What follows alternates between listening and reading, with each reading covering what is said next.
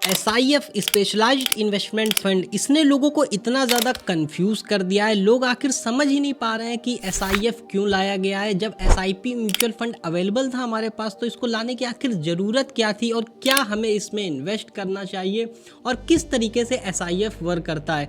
आज के इस वीडियो में हम इसी को काफ़ी डिटेल में समझने वाले हैं। वीडियो काफ़ी ज़्यादा सिंपल होने वाली है ताकि आपको आसानी से समझ में आ सके कि एग्जैक्टली SIF होता क्या है। तो इस पूरी वीडियो में हम डिटेल में समझेंगे कि SIF क्या होता है, SIF किस तरीके से वर्क करता है, ये म्यूचुअल फंड SIP से किस तरीके से अलग है, कब ये आया था और आखिरकार हमें इसमें इन्वेस्ट करना चाहिए या फिर नहीं करना चाहिए, और अगर करना चाहिए तो हम कैसे इसमें इन्वेस्ट कर पाए। 1 अप्रैल 2025 को SIF को अप्रूवल मिला था इंडिया के अंदर आने के लिए। तो अभी करंट टाइम पे आपको SIF ऑलरेडी अवेलेबल मिलेगा अगर आप इन्वेस्ट करने जाओगे।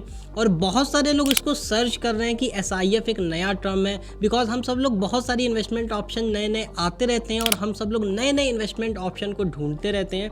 तो जब लोगों को ये SIF ऑप्शन मिल रहा है और लोग इसके बारे में जानना चाह रहे हैं तो उनको एग्जैक्ट क्लैरिटी मिल नहीं पा रही है।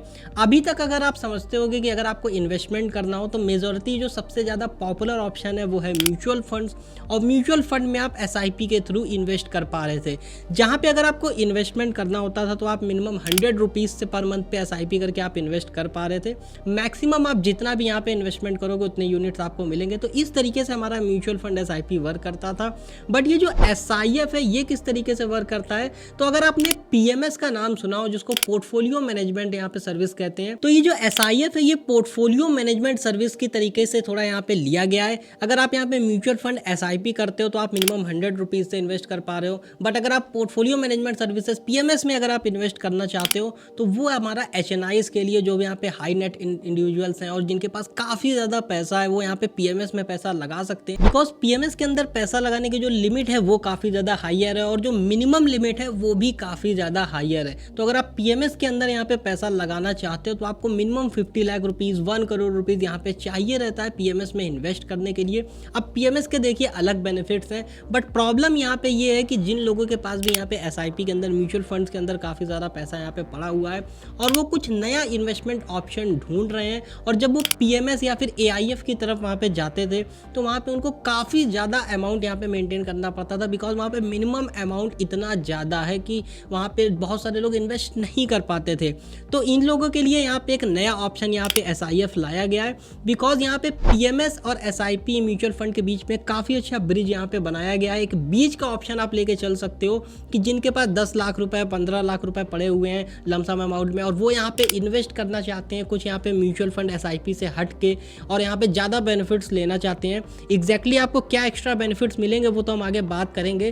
तो यहाँ पे अगर आपके पास 10 लाख रुपीज़ 15 लाख रुपीज़ है तो आप यहाँ पे PMS की तरफ ना जाके SIF की तरफ जा सकते हो, बिकॉज PMS के लिए आप एलिजिबल नहीं हो पाओगे। और SIP अगर आप करना चाहते हो तो 100 रुपये से आप मंथली अगर 500 रुपीज़ 1000 रुपीज़ आप ऑलरेडी कर रहे हो।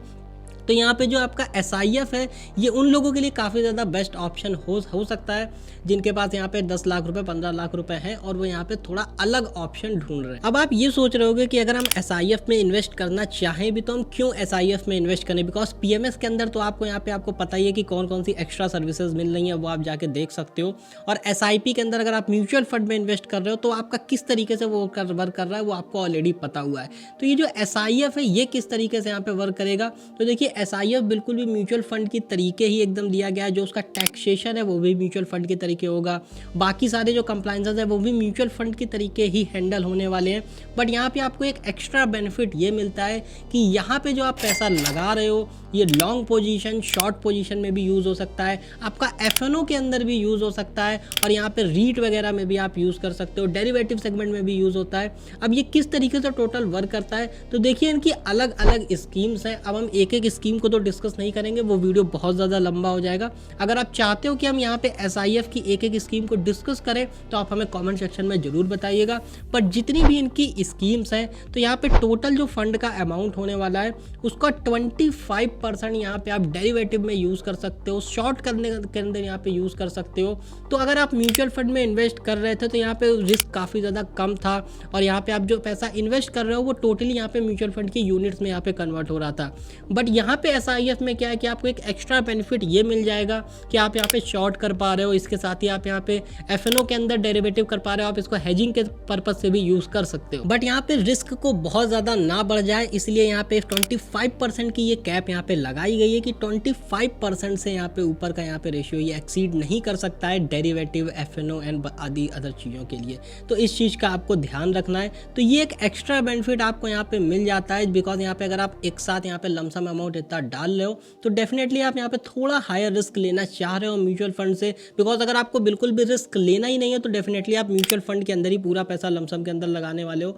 बट अगर आप अदर ऑप्शन ढूंढ रहे हो तो यहाँ पे थोड़ा आप रिस्क लेना चाह रहे हो ताकि आपको जो हायर रिटर्न्स हैं वो म्यूचुअल फंड के कंपैरिजन में थोड़े ज़्यादा मिल जाएं, तो उनके लिए ये SIF ऑप्शन लाया गया है। इसके अगर हम बेनिफिट्स की बात करें तो देखिए काफ़ी ज़्यादा फ्लेक्सिबिलिटी आपको यहाँ पे मिलेगी, बिकॉज यहाँ पे जो फंड मैनेजर होने वाला है आप उसको एक तरीके से फ्लेक्सिबिलिटी दे पा रहे हो कि वो आपका 25% जो अमाउंट है वो यहाँ पे डेरिवेटिव सेगमेंट में यहाँ पे यूज़ कर पा रहा है, जिससे आपको वो और भी ज़्यादा प्रॉफिट बना के दे सकता है। तो फंड मैनेजर के पास भी काफ़ी अच्छी यहाँ पे फ्लेक्सिबिलिटी मिल जाती है। डाइवर्सिफिकेशन का बेनिफिट आपको काफ़ी अच्छा यहाँ पे मिल जाता है। एंड एट द एंड आपको इतना जरूर ध्यान रखना है कि यहाँ पे अगर आपको रिटर्न्स हायर देखने को मिल रहे हैं तो यहाँ पे रिस्क भी आपका यहाँ पे इन्वॉल्व है। यहाँ पे 25% पर वैसा जो है आपका यहाँ पे डेरिवेटिव सेगमेंट में यहाँ पे लग रहा है। अब वो यहाँ पे फंड मैनेजर के ऊपर है या फिर आपकी स्कीम के ऊपर है कि आपका यहाँ पे पैसा कहाँ लगने वाला है। इसके अंदर भी मल्टीपल वैसे स्कीम्स होती हैं, डेट सेगमेंट होता है, हाइब्रिड सेगमेंट होता है, इक्विटी सेगमेंट होता है। उसके बारे में हम आगे किसी और वीडियो में बात करेंगे डिटेल में कि किन स्कीम्स में हमें अपना पैसा लगाना चाहिए और कौन कौन सी स्कीम के अंदर यहाँ पे क्या क्या बेनिफिट्स आपको मिलते हैं। अगर आप इस वीडियो के बारे में जानना चाहते हो या फिर जानना चाहते हो कि किस स्कीम्स में पैसा लगाना चाहिए या फिर कौन कौन सी यहाँ पे SIF के अंदर स्कीम्स आती हैं, तो यहाँ पे आप हमें कमेंट सेक्शन में बताइएगा, हम इसके ऊपर डिटेल वीडियो लेके आ सकते हैं।